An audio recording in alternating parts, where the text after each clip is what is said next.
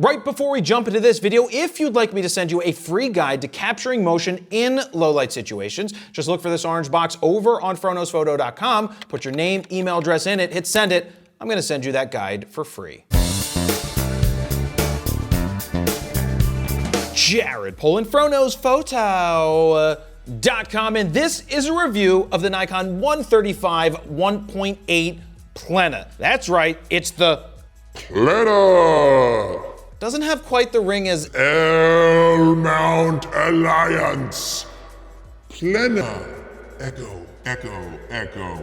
Anyway, Nikon is the last of the big brands, Sony, Canon, and Nikon, to get this 135 focal length, but it's a fantastic lens. I'm just gonna tell you that right now. So what did I photograph with this? Well, I went to the park where I photographed a 10-month-old because this is a fantastic lens for portraits, but I also took it out to the Phillies game for one of the last regular season games of the season to use it in that situation. Now, if you are a sports shooter, I do highly recommend that you get 1.2s and 1.8s if you can get them, because it gives you such an amazing look and such a nice separation from the background, and you're gonna see that with some of the photos that I got out at the baseball field. But let's take a look at the outside of the lens. You have PLENA marked right here, just like you have knocked on that non-autofocusing lens that they came out with years ago, which is a great lens, except it doesn't autofocus. But you've got PLENA, which is Latin for something, and Nikon says that it's for edge-to-edge brightness because of the size of the back element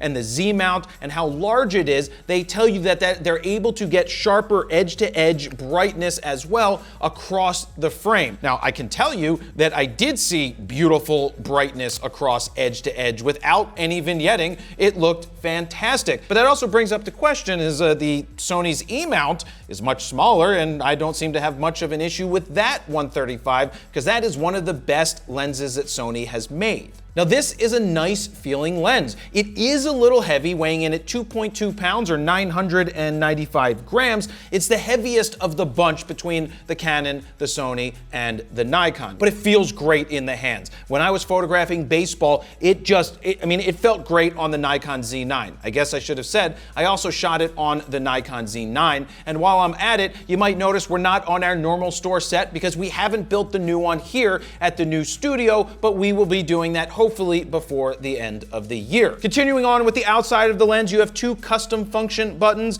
You have your custom command dial where you can set it to whatever you want to set it to. I still personally don't use it at all because I find it to be a distraction. You've got your manual focus right here. You have your lens hood, which I always recommend that you leave on when you are shooting. You have an 82mm lens cap, which means you have an 82mm filter thread. This is there was a piece of dust.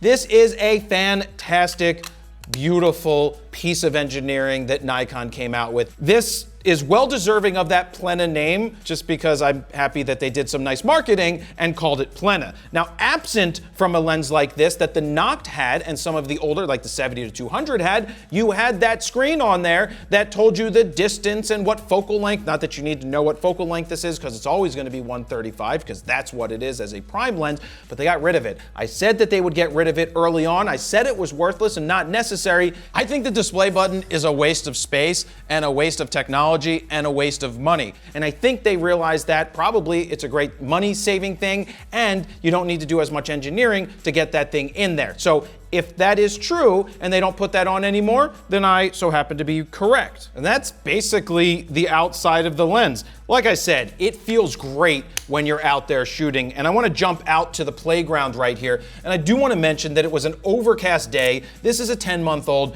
Babies tend to have different skin things going on as they start to grow, and that's why these images look the way they look. I mean, I'm happy with the way the colors look, but for some of it, you might look at the skin tones and be like, that looks off, but when you go to a later image when the sun comes out, you're like, oh, well, that makes all the difference in the world. But the separation that you get at the playground, I love shooting at this playground because the background just is obliterated at 1.8 here. And another great thing that the Nikon has with the Z9 is the fact you can shoot at 64 ISO and get the most clean clean file that you could get. And I also used Kaleidoscope from FroPak 4 as a starting point for this. But continuing on, as we move the kid behind some of the playground stuff, she can stand up, but she can't go very far. This one was done with copper tone, just to show you just a little different look that you can get. But 135 head to toe here is beautiful.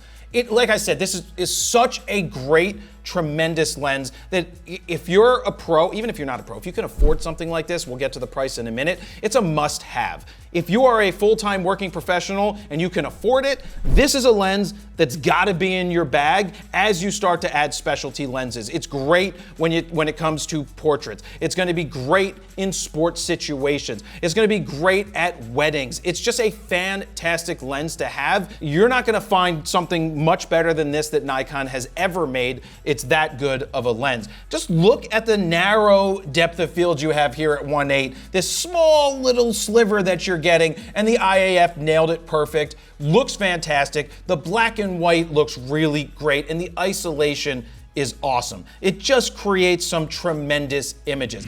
Let me cut in here real quick because I want to show you FroPak 4 in action on this photo taken with the Nikon 135 PLENA, starting with Blue's Clues, followed by Brooklyn.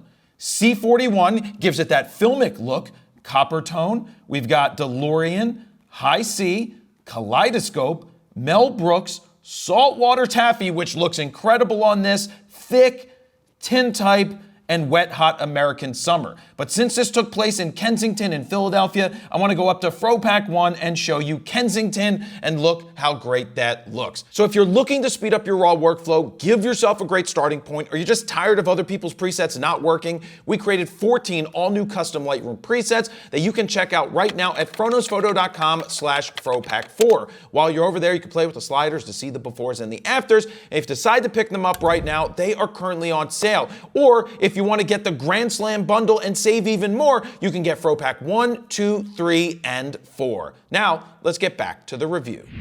The next one, when we put her into the swing set, I gotta say, this is one of those images where I go, aw. Just like every time I look at this, I'm like, aw. And all of these are shot at 1.8. Of course you can shoot at higher apertures. I like to see what you're capable of doing at 1.8, and it's nailing the eyes time and time again. The colors, the separation, the tones are great. And as you see when the sun comes out, the skin and everything starts to look much better.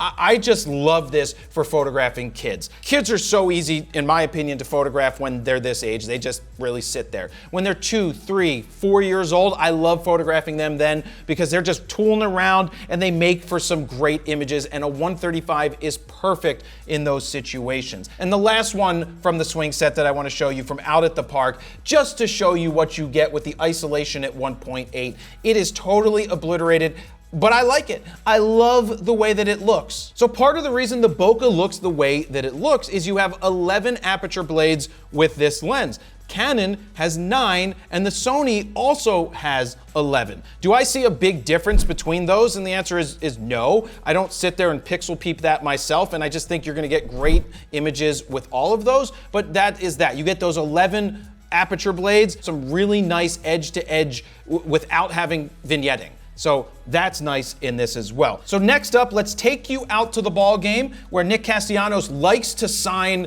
baseballs before the game. He always goes over, even when he's in away parks, and I just love this. I was going for the person holding the ball and Nick giving it back, and you have his signature. You also have his 8 on his sleeve, which is a lucky accident. Didn't realize that, that's his number, but it's also there with really good framing. Now, during the national anthem, there's a couple of players that stand near the outfield area, and this is just to show you the separation that you get. I am a big proponent of having 1.8 lenses and shooting them at 1.8. Look at the separation that you get. It just makes your images have such a good look, and that's why I love doing that. Now, after the national anthem, the Phillies catcher and starting pitcher walk all the way from the bullpen in the outfield back into the dugout, and that's where I got this photo of JT Realmuto. This is one of my all-time favorite photos that I've captured. I think the composition is spot on. I think the isolation is fantastic. I think the colors, the clarity, the tone, and everything just absolutely pops off the screen with this and isolates him. It almost looks like a painting. If you couldn't tell, I really really like this image. But what about using it for action? Is it capable of autofocusing? Is it a good choice for shooting fast-moving subjects or baseball players or anything? And the answer to that is absolutely. The autofocus is fast and fantastic. You can go from the batter to the umpire, back to the batter, and it's great. I had no issues with the autofocus whatsoever. It was very fast. All right, we're gonna get through these last couple of images right here. We got Schwarber leading off the game with a home run, hits quite a lot of home runs, also strikes out quite a lot as well. But this is what I'm talking about with sports. The separation and isolation that makes the subject pop off the screen. So this is the home run, the swing, this is him coming in to home plate, and then on his way into the dugout, he's getting congratulations from Bryce Harper. But again, the background is not a distraction. That's why when you're using 2.8s, I mean, I love 2.8s, don't get me wrong, zooms are fantastic, but you're using anything more than that, 5.6s, f4s, the background just doesn't have the same push, doesn't look as good, it doesn't have the same bokeh going on. You also don't get the same colors and tones because the glass in these 1.8s and 1.2s, there's just something about it that gives you great dimension, like almost three-dimensional images and great color. So the big question is for Nikon shooters in this situation, do you go with a 135-1.8 or an 85-1.2? Because this is priced at $2,500, which, just so that you know, is $400 more than what Canon and Sony sell theirs for. You can't say that this one has image stabilization in it and that's why it costs more, but you have the image stabilization in the body. So it's perfectly fine. But that question about 85-1.2 or 135-1.8, I think if you don't have an 85 yet, I think the 85 is a great place to start, the 85-1.2 from Nikon. And then if you have that and you can afford this one, you add this to the book as well, or to your bag as well. I think they both serve a different purpose. I have that for Canon, I have that for Sony, except there's no 85-1.2 because Sony's so far behind on that one. I don't understand that. But at the end of the day, this is great. I don't know how it smells though. I mean, honestly, it smells like a must buy. Wind tunnel test, Steven? Yeah. No, we will not be doing another wind tunnel test. This just in, PSA, we won't do another wind tunnel test until the new set is set up with a special wind tunnel testing area. That's right, that will be waiting. So, wedding photographers, portrait photographers, sports shooters, honestly, if you can afford this lens and you're a Nikon Pro, order it right now. We've got links down below that are affiliate links that help us continue to do what we do. So if you do purchase it, use our links, that would be awesome. This is a must buy. If I was shooting Nikon, this is a lens that I would buy flat out, no questions asked. It's that good of a lens. So let me know what you guys think. Leave some comments down below. Thank you very much for watching. Jared, Polin, FroKnowsPhoto.com.